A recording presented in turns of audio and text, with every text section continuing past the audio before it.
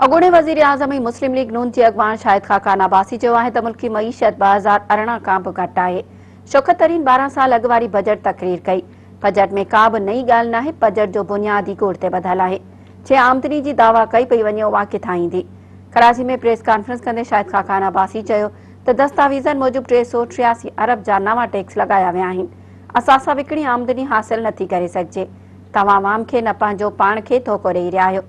हुन जो त कूड़ ॻाल्हाइण सां हक़ीक़त तब्दील नथी थी सघे।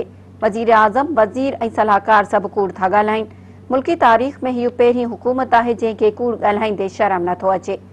नून लीग अॻवान वधीक जो त हुकूमत चोथों भेरो नाणे वारो वज़ीर तब्दील कयो। ईंदड़ बजट में वरी नओं वज़ीर हूंदो ऐं उहो नयूं ॻाल्हियूं कंदो। हुन जो त LNG बाबति वॾी वावेला कई वई, पर हुकूमत जे ग़लति फ़ैसिलनि सबबि LNG जी मद में क़ौमी ख़ज़ाने खे अरबे रुपयनि जो नुक़सान पहुचायो वियो। LNG ते बि टैक्स लॻाई वई आहे।